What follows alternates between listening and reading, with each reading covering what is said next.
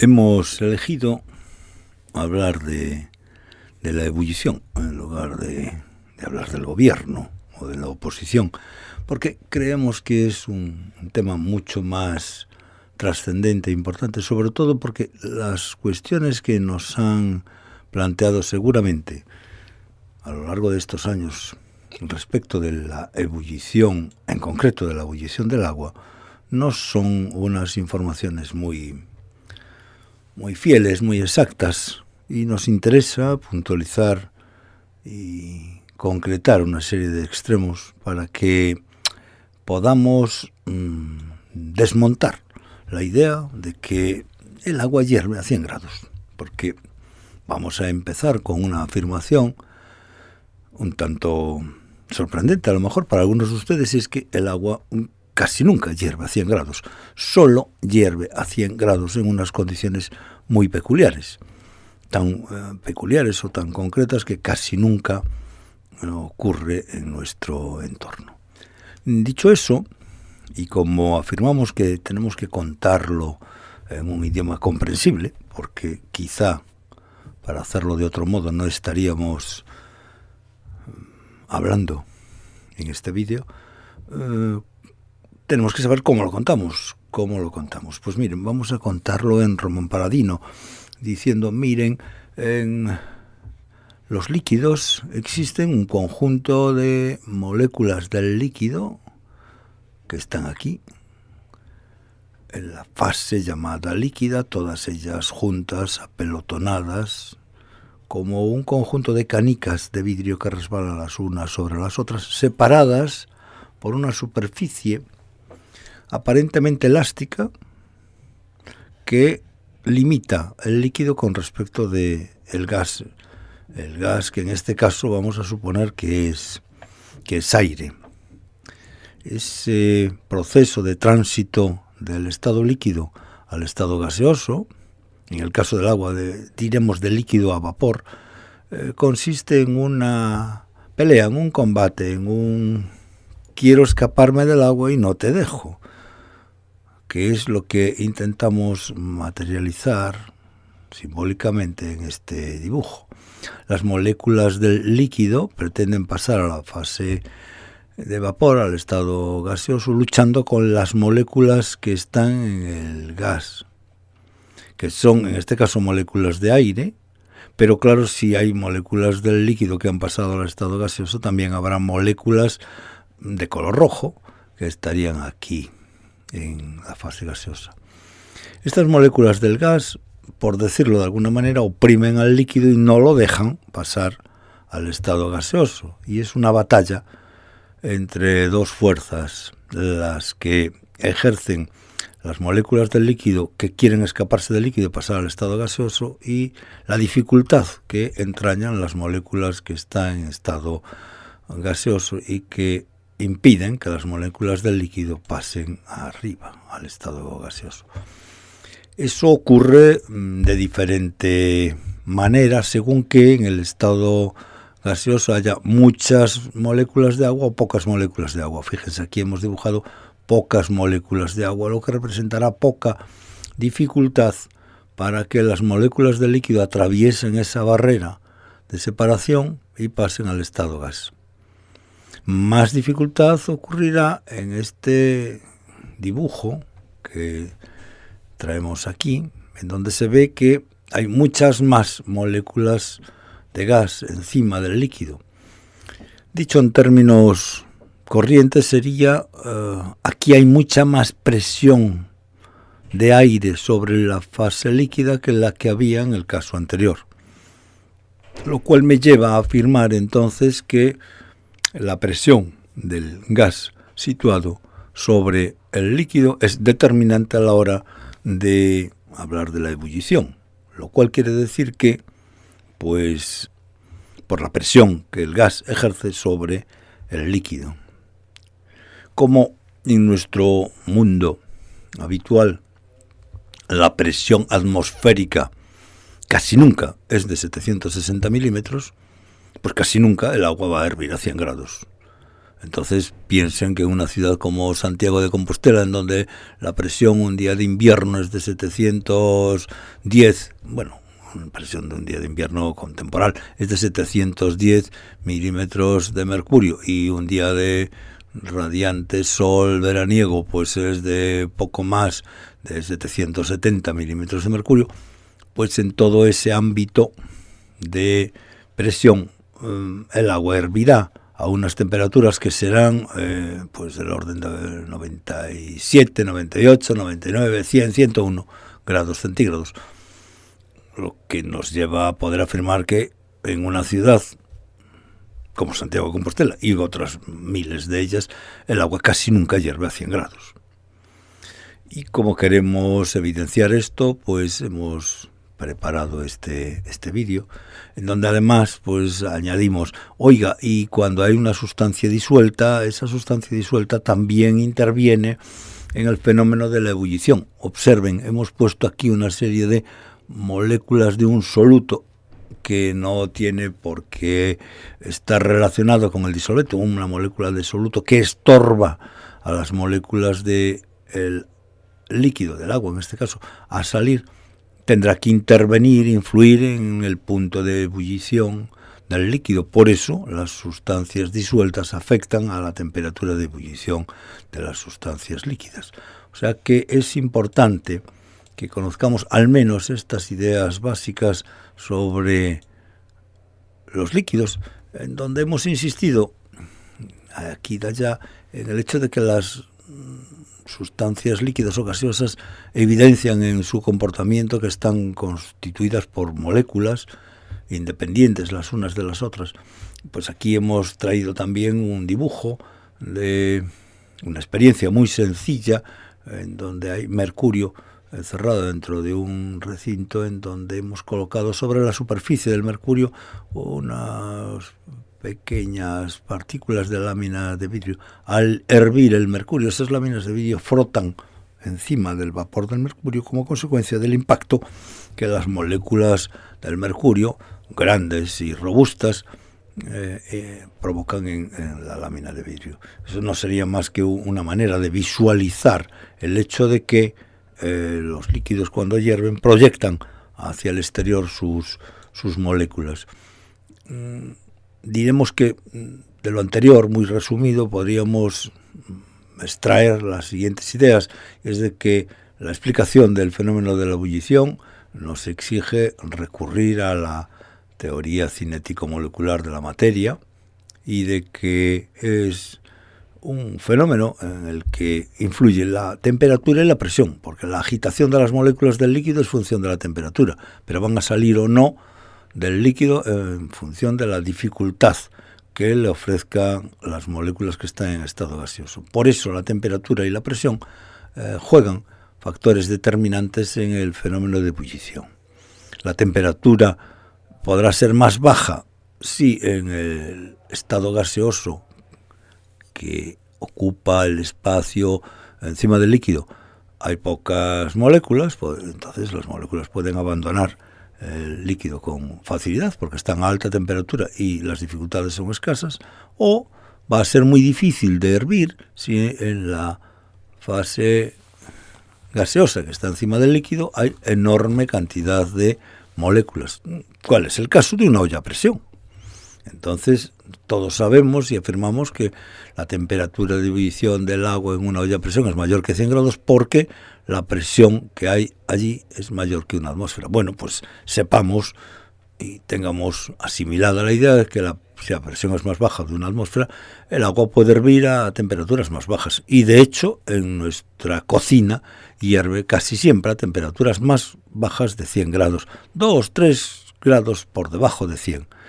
Pero en el laboratorio es relativamente fácil el hacer hervir el agua a temperaturas del orden de 50, 40, 30 grados. Siempre se establece un equilibrio entre la fase líquida y la fase gaseosa. Eso ocurre a una temperatura constante. Pero, ¿cuál es esa temperatura? Pues como hemos dicho, pues la que sea. Puede ocurrir que si la presión es baja, el agua hierva a una temperatura por debajo de 40 grados, o si la presión es alta, el agua hierva alrededor de 100 grados,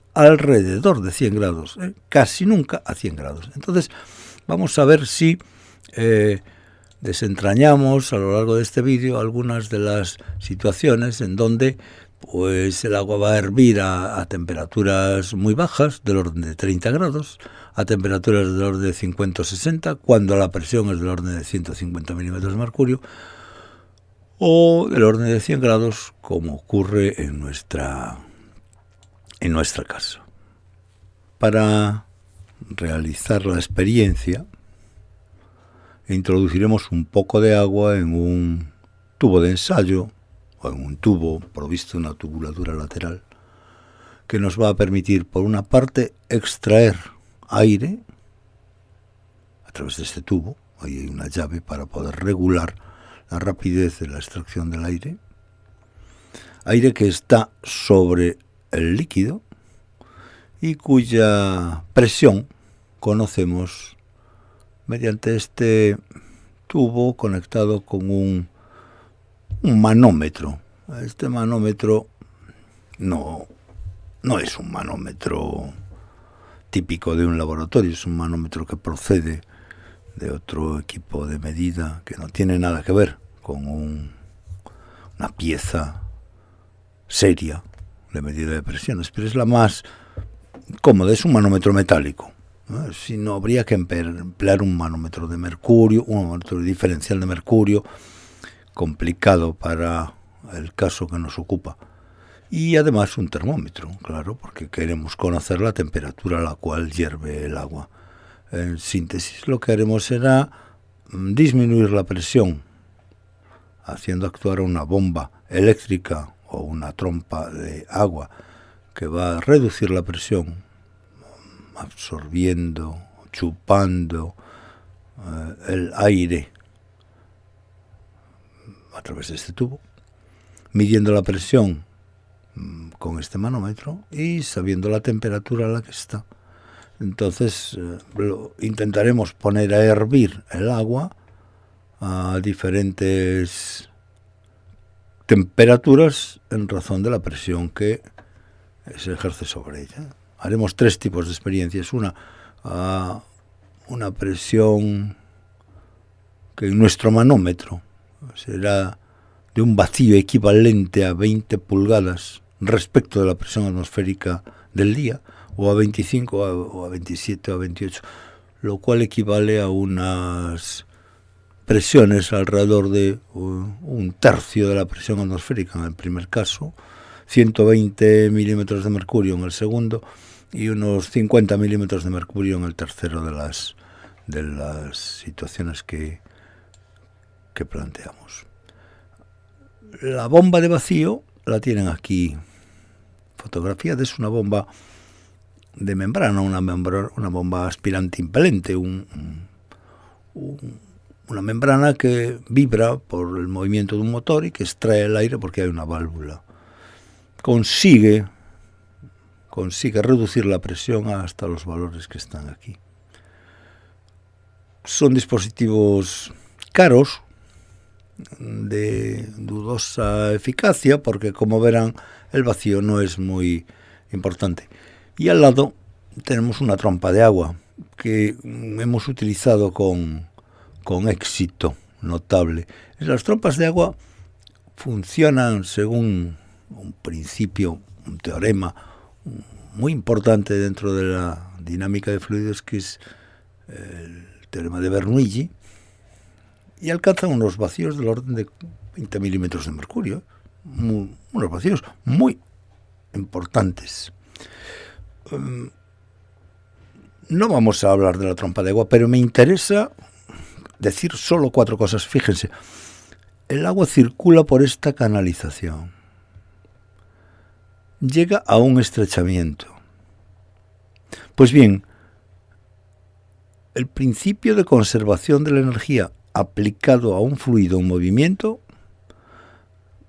dice que la presión en un punto de una canalización estrecha es más baja que en una canalización ancha, y que la velocidad en la canalización estrecha es más alta que la velocidad en la canalización ancha. O sea que hay baja velocidad, alta velocidad, baja presión, alta presión. ¿Qué quiere decir eso? Quiere decir que en este estrechamiento se produce una falta de presión respecto del punto anterior y el aire puede ser extraído, y aquí se produce un vaciamiento del recinto al que está conectado la trompa de agua. De tal suerte que con un sencillo chorro de agua podemos extraer el aire de una cámara, que no sea muy amplia, muy grande, y producir en ella un notable vacío, como hemos dicho, del orden de 20 milímetros de mercurio. Y hemos utilizado la trompa de agua para hacer vacío y utilizarla en una de nuestras experiencias. Experiencias que quedan recogidas en los vídeos que muestran a continuación, y en las que hemos conseguido hacer hervir al agua 50 grados, 40 grados y 30 grados, para que vean con sus propios ojos, para que vean en este vídeo cómo hierve el agua a una presión reducida. Aunque no se oye, es evidente que una bomba que hace ruido está extrayendo el aire del recinto que está situado encima de esa ampolla que contiene el agua. Si observan, a medida que la presión se va reduciendo, la ampolla muestra que en el seno del agua se van desprendiendo una serie de burbujas que son muy pequeñas y son poco visibles, pero en la medida en la que vaya reduciéndose la presión o vayan transcurriendo los minutos, se harán más visibles. Hemos colocado un fondo negro para que se vean, y son burbujas consecuencia de que el agua contiene aire disuelto. Serán burbujas de nitrógeno, de oxígeno, de dióxido de carbono. Y dije oxígeno, el oxígeno que respiran los peces, claro. Estamos viendo cómo del seno del agua se liberan esas burbujas que van ascendiendo en el interior del recinto y que se van haciendo cada vez más grandes. Ya las ven un poco más grandes y se generan en toda la extensión del líquido. A medida de que la temperatura asciende, las burbujas se hacen mayores. Fíjense, nosotros calentamos precisamente para poner de manifiesto este hecho. Esas burbujas son, como hemos dicho, aire disuelto en el agua, que se pone en libertad, consecuencia de que los gases disueltos dejan de estar disueltos en la medida en la que la presión parcial del gas que ocupa el exterior del agua se va reduciendo. Hay una ley, que es la ley de Henry, que permite determinar este hecho, la cantidad de gas disuelto proporcional a la presión parcial que ejerce el gas que está situado sobre la superficie del líquido. Y esto es lo que queríamos que observasen en esta primera parte del vídeo, en lo que solo veremos esto. A continuación de las imágenes anteriores son estas, en donde, al igual que antes, estamos a un vacío de unos 280 milímetros de mercurio y calentamos el agua. La calentamos porque vamos a intentar que hierva. Igual que antes, las burbujas van creciendo de tamaño. Separamos, claro, el manómetro para que no lo chamusquemos, y vamos viendo cómo al aumentar de tamaño también aumenta la temperatura. Ahí no tenemos el termómetro a la vista, pero ya el agua va a empezar a hervir. Observen. Si miramos para el termómetro, veremos que estamos cerca de 60 grados. y hay un conjunto enorme de burbujas y en un momento el agua hervirá ya de una forma clara, rotunda, como hierve cuando nosotros lo tenemos en nuestra casa. Miren cómo hierve. Está hirviendo exactamente a 60 grados. No lo ven, ya lo verán el termómetro. Ya verán. Igual que en el caso precedente, una bomba de vacío, que no oyen porque nos hemos ocupado de ello, extrae el aire del recinto, pero ahora la bomba, además de alcanzar el vacío que antes era capaz de alcanzar, es mejor y consigue 110 milímetros de vacío. Pueden hacerse cálculos, fíjense, la presión hoy es de 735 milímetros, y si le restamos esos valores que indica en pulgadas, nuestro peculiar manómetro, llegaríamos a la conclusión de que estamos alrededor de los 110 milímetros de mercurio.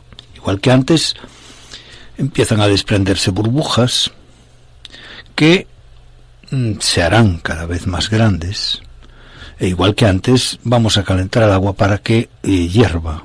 Lo que pasa es que, por lo que estamos anticipando, el agua va a hervir a una temperatura más baja. Observen, calentamos un poco, se desprenden las burbujas igual que antes, se le puede tocar con la mano porque en este momento estamos a 30 y tantos grados, esas burbujas eran los gases disueltos de antes, y vamos a seguir calentando. En el momento en el que fíjense, ya hierve, ya está hirviendo.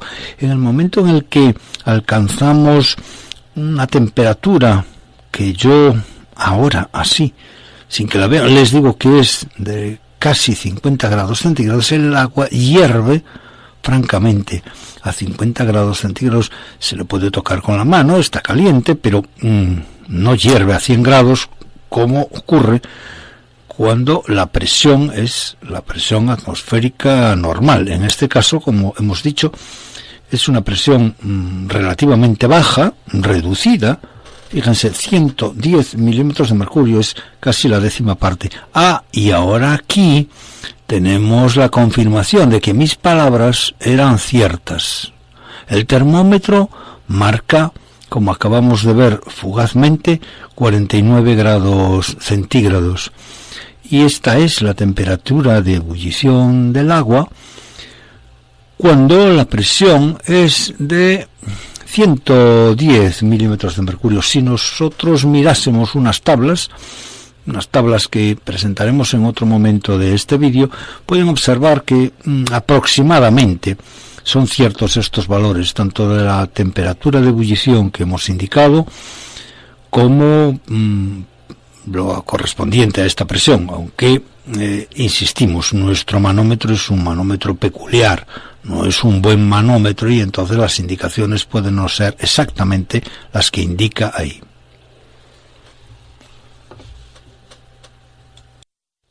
Ahora vamos a realizar una experiencia análoga a las anteriores, pero el vacío lo vamos a producir con una trompa de vacío. Las bombas de vacío que hemos utilizado en las etapas anteriores consiguen un vacío mucho menor, bueno, notablemente menor que el de una trompa de agua. Las trompas de agua cuestan 30 euros y las bombas de vacío 300 euros. Pues bien, con este sencillo dispositivo vamos a ver de producir la ebullición del agua a una presión más baja que en el caso anterior. Vamos a alcanzar un vacío del orden de 70 milímetros de mercurio. Digo del orden de, y recuerden que antes era de 120 milímetros de mercurio, es decir, aunque no lo parezca, es casi la mitad del vacío que en el caso anterior. O sea que el agua tiene que hervir a una temperatura notablemente más baja. Fíjense que dentro de poco, si el día era de una presión de 700 y pico, 730, 740 milímetros de mercurio, pues ahora la presión a la que nos encontramos en ese recinto es de poco más de 70 milímetros. En cuanto calentamos, igual que en los casos anteriores, los gases se desprenden y de pronto y casi sin esperarlo, el agua va a comenzar a hervir. La calentamos, miren, la calentamos solo con un mechero, no utilizamos un Bunsen como en el caso anterior, o un mechero de butano. Es un mechero de encender cigarrillos, una llama mucho más pequeña y menos calorífica, y si le tocamos con la mano, pues veremos que no está demasiado caliente. Vamos calentando muy suavemente hasta que el agua va a ponerse a hervir de una manera muy llamativa. Ahí la tienen, hirviendo de una manera pues casi violenta.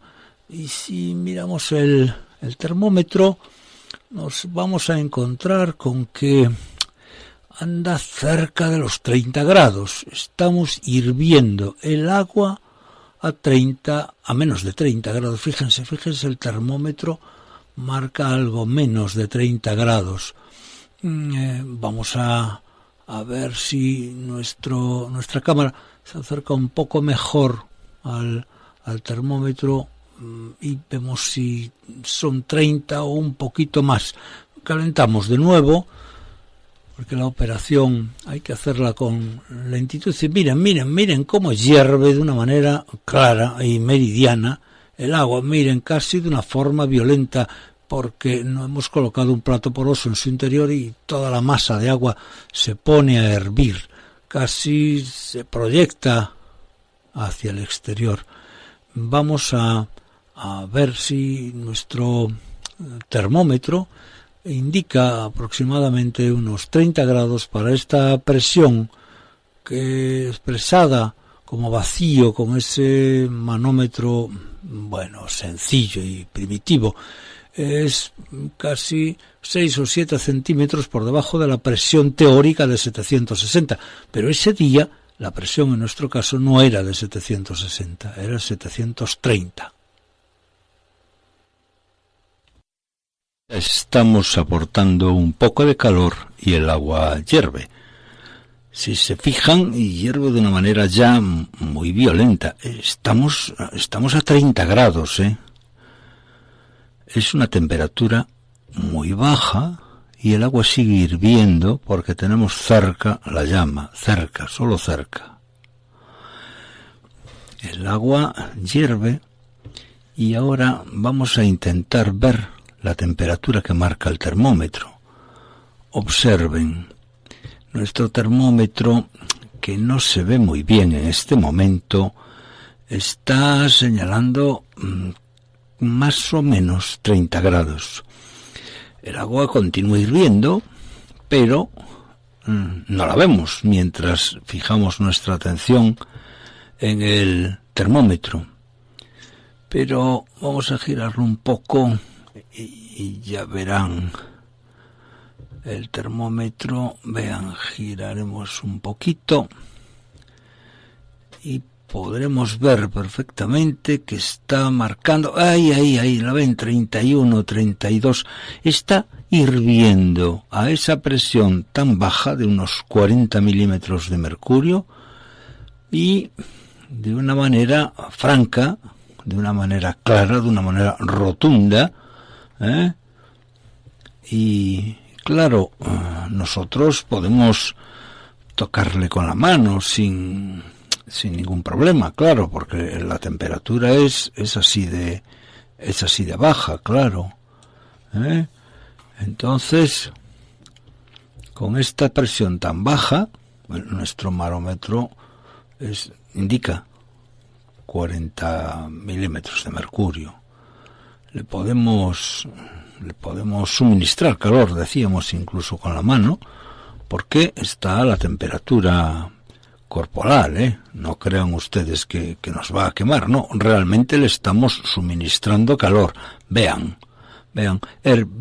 hierve el agua a la temperatura de 30 grados.